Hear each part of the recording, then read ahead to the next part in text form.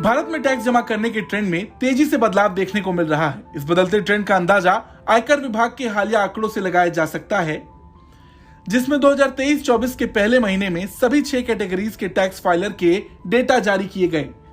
इसके मुताबिक करोड़पति tax return filer की संख्या में 1579% का इजाफा हुआ है, जबकि 20 लाख से कम इनकम वाले टैक्स फाइल करने वालों की संख्या 188% बढ़ गई है। वहीं 20 लाख से ज्यादा आमदनी के सेगमेंट में टैक्स फाइलर की संख्या 1627% बढ़ गई है। अमेरिका से भारत की बढ़ती दोस्ती को लेकर अब चीन भारत को नसीहत दे रहा है। मोदी जी ने बैकबोन ही तोड़ दी। कई लोग बोलते हैं ना इंडिया में कि मोदी जी चाइना का नाम नहीं लेते, पाकिस्तान का नाम नहीं लेते। भाई बिना नाम लिए एक को तो कटोरा दे दिया, दूसरे की रीढ़ की हड्डी निकाल दी। अब और क्या, अब नाम लेके तो क्या होगा। Biden administration has raised it to that level. ना कह रहे हैं कि ये सबसे ज्यादा important relation है.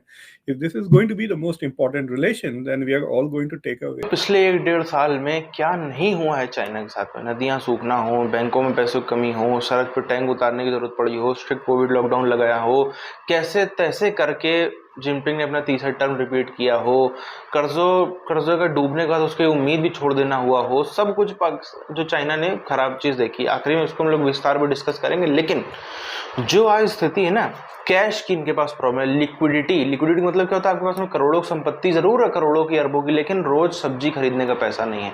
अब प्रॉपर्टी तो एक दिन में तुरंत बिक जाएगी।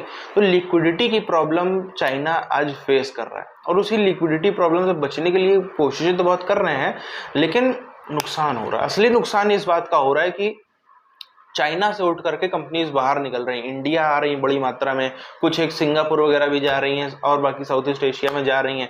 ये सब वो कारण है जो पाकिस्तान की ताकत क्या थी, मैन्युफैक्चरिंग, और मैन्युफैक्चरिंग ये इनके हाथों से निकलती जा रही है। इनके क्लाइंट्स भी टूट रहे हैं, इनके यहाँ से कंपनियां, प्रोड्यूसर भाग रहे हैं, तो नुकसान हो रहा है भारी। उधर 50 लाख से 1 करोड़ रुपए तक की इनकम वाले टैक्स रिटर्न फाइलर की संख्या 2578% बढ़ गई। 5 लाख रुपए तक की आमदनी वाले टैक्स पेयर्स की संख्या 85.80% बढ़ गई है।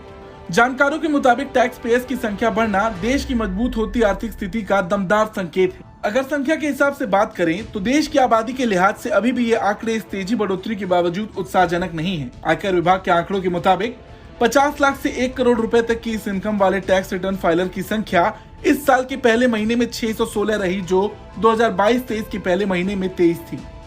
साल के पहले महीने में 739 करोड़पति टैक्स रिटर्न फाइल कर चुके हैं, जबकि पिछले साल इस दौरान इनकी संख्या महज 44 थी। वहीं 5 लाख रुपए तक की आय वाले टैक्स पेयर की संख्या पहले महीने में करीब 3.25 लाख रही, जो पिछले साल के पहले महीने में केवल 2.25 लाख थी। पहले महीने में कुल 3.85 लाख आयकरदाता अपने रिटर्न फाइल कर चुके हैं। हालांकि जानकारों का मानना है कि महज पहले महीने के आंकड़ों के आधार पर टैक्स पेयर्स के ट्रेंड को लेकर किसी निष्कर्ष पर पहुंचना जल्दबाजी होगी। अगर टैक्स कलेक्शन के आंकड़ों को देखें तो दोनों तरह से इसमें बढ़ोतरी देखने को मिल रही है।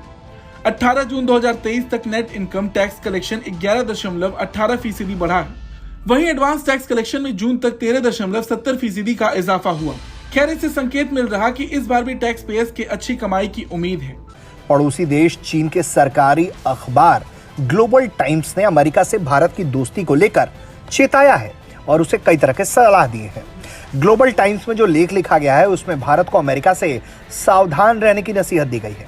इस लेख में कहा गया है कि अमेरिका लंबे समय से चीन से निपटने के लिए भारत का सहारा लेता रहा है, लेकिन भारत को अमेरिका से पूरी तरह से सावधान रहने की जरूरत है। मोदी जी ने बैकबोन ही तोड़ दी।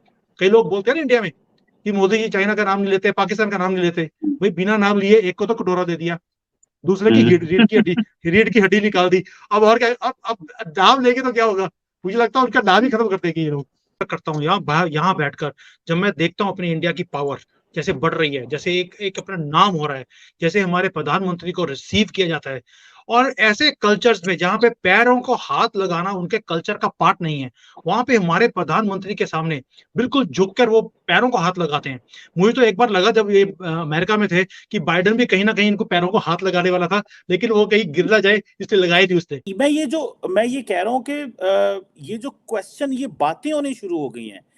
How do you rate these discussions के अब देखिए ना, क्या जी इंडिया नेक्स्ट सुपर पावर होगा, या फॉर एग्जांपल इकोनॉमिस्ट में मैं देख रहा हूँ, फॉरेन अफेयर्स में देख रहा हूँ, हर जगह पे ये जो आ रहे हैं। सो ये क्या is this basically because America ने इंडिया को बहुत ज्यादा अटेंशन देना शुरू कर दी है, सो नेचुरली इस तरह लोग लिखना शुरू कर देते हैं, या कि डू यू बिलीव कि दिस इज बेसिकली ये होने जा रहा है, तो लोग अब इसके ऊपर बात करना शुरू जो है वो कर रहे हैं? तो ये जो इंडिया का जो हाइप हो गया ना कि India is now the next super power वगैरह, then more and more people are saying let's take a look under the hood, या ना, हुड उठा के देखें इंजन में दम है या नहीं है। And that is what Graham Allison tried to do. तो ऐसे अब द फैक्ट कि इंडिया को क्रिटिसाइज करते हुए इस तरह के आर्टिकल्स आ रहे हैं shows that American scholars are taking India more seriously.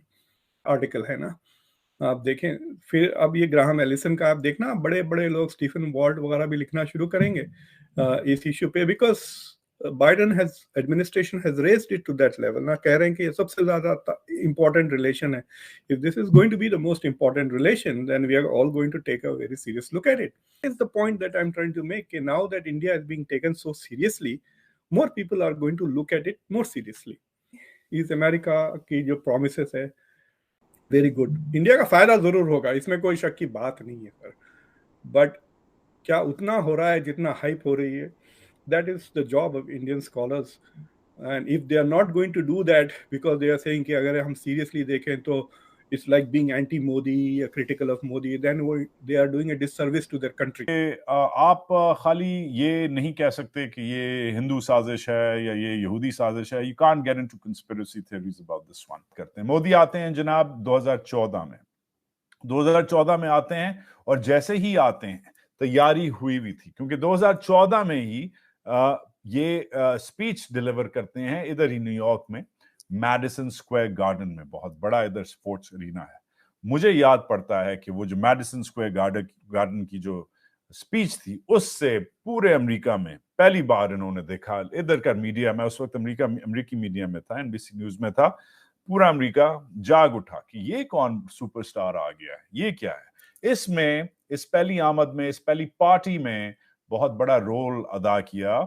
चीन के सरकारी अखबार ग्लोबल टाइम्स ने लिखा है कि अमेरिका से दोस्ती बढ़ाते वक्त भारत को सावधान रहने की जरूरत है, क्योंकि अमेरिका का इतिहास पीठ में छुरा घोंपने वाला रहा है। अमेरिका अपने मित्र राष्ट्रों को धोखा देने के लिए बदनाम है। कौन कह सकता है कि वो एक दिन भारत को भी इसी तरह धोखा देगा? जब भारत इतना सशक्त हो जाएगा कि वो अमेरिका के आधिपत्य को चुनौती देने लगे, अमेरिका फिर इन लाभों के आधार पर देश को वरीयता देता है। इस लेख में अमेरिका के पूर्व विदेश मंत्री के हवाले से भी कहा गया है कि उन्होंने भी एक बार कहा था कि अमेरिका का कोई स्थायी दोस्त नहीं है, उसके हित केवल स्थायी होते हैं। चीन के सरकारी अखबार ने अमेरिका पर और भी निशाना साधा है। उसका कहना है कि अमेरिका दूसरे देशों की सद्भावना के बल पर सुपर पावर नहीं बना है, बल्कि दूसरे देशों के डर को बुनाकर वो इस मुकाम तक पहुंचा है। लेकिन आज चीन को लेकर अमेरिका के खुद के डर की वजह वो सहयोगी देशों की तलाश में है। इस लिहाज से अमेरिका के लिए भारत बिल्कुल सहयोगी है। पिछला जो 1 से 1.5 साल का समय रहा है, पाकिस्तान तो हमने देखा किस तरीके से बर्बाद हुआ ही, पूरे विश्व पर ही असर पड़े, और विशेष तौर पर कोई सबसे ज़्यादा इफेक्ट हुआ है तो हमें देखना पड़ेगा अमेरिका, मतलब थोड़ा कम इफेक्ट हुआ, उसके बाद यूरोप इफेक्ट हुआ, और सबसे ज़्यादा कोई इफेक्ट हुआ तो वो चाइना इफेक्ट हुआ। इसके पीछे रूस यूक्रेन का वॉर भी था, इसके पीछे अन्य कारण भी थे। चाइना के कारणों की अगर हम बात करें तो चाइना के अंदर कोविड आता है, और कोविड में 8 हफ्तों का स्ट्रिक्ट लॉकडाउन की बाहर कोई निकलेगा उसको जो है मार मार के अधमरा कर दिया जाएगा। कुछ लोगों को तो गोली मारने की भी खबरें जो है सामने आती रहीं बीच में। इसमें हमने क्या नहीं देखा, इनके यहाँ पे बैंकों में पैसे की भी कमी पड़ गई, बैंकों से पैसे भी लोग नहीं निकल पा रहे, सड़क पे टैंक भी उतारने पड़ गए, नदियाँ भी चाइना की सूखती जा रही हैं। जो चाइना का असलियत में दिक्कत थी वो क्या थी, अक्सर हम देखते हैं कि नए नए व्यापारी होते हैं वो अचानक से उनका साम्राज्य बहुत फैल जाता है, मतलब कि उनकी ऐसा होता है कि 10 दुकानें फैल गई, ठीक है। आपने बहुत सारे ऐसे शायद अपने इर्द गिर्द भी लोग देखे हों, या फिर वैसे भी देखे हों हर्षद मेहता टाइप के, कि जो इनका साम्राज्य तो बहुत बड़ा, देखने में लगता है कि ये तो राजा महाराजा बन गया, लेकिन असल में दिक्कत कहाँ आ जाती, दिक्कत आ जाती लिक्विडिटी पे। 10 दुकानें खुली हैं, किराया एकदम से लग गया, लॉकडाउन, किराया देने का पैसा नहीं। तो चाइना के साथ में क्या समस्या हुई, चाइना के पास में अथाह पैसा आया, चाइना के पास में इतना पैसा आ गया कि चाइना ने ये एनालाइज किया 2005 के दौर के आसपास कि यार हम अगर अपना पैसा अमेरिका के बैंकों में पड़ा रहेगा तो पड़े पड़े उसकी वैल्यू डाउन हो रही है, उसको वेस्ट हो रहा है हमारा पैसा, उसको हमें कहीं और निवेश करना चाहिए। निवेश कहाँ करेंगे, अब उठा के कर दिया इंफ्रास्ट्रक्चर में। पहला इनका मैन्युफैक्चरिंग का सेटअप है वो तो है ही, मैन्युफैक्चरिंग का सेटअप वहां पनपता है जहां पे आप इंफ्रास्ट्रक्चर दो। दुनिया भर से का आपको चाहिए कंपनीज आए आपके मैन्युफैक्चरिंग हब बनाए, तो इंफ्रास्ट्रक्चर बनाओ। वो काम किया इन्होंने, इंफ्रास्ट्रक्चर इतना बना दिया, हद से ज्यादा। रेलवे स्टेशन, एयरपोर्ट जैसे बना दिए। आपको पता होगा, अब जानकारी नहीं जानकारी हो तो एक बार गूगल पे जाकर सर्च करिए, कई कई ऐसे शहर बसे पड़े हैं पाकिस्तान में जो पूरे पूरे शहर के शहर बस गए और वहां पे कोई एक जानवर भी नहीं रेंगता है। पूरे खाली के खाली पड़े हुए हैं, पूरे शहर के शहर खाली पड़े, बन गए, ऊंची ऊंची इमारतें बन गई, फ्लैट्स बन गए, आज खाली पड़े, कोई नहीं जाता वहां पे, मंडराता नहीं।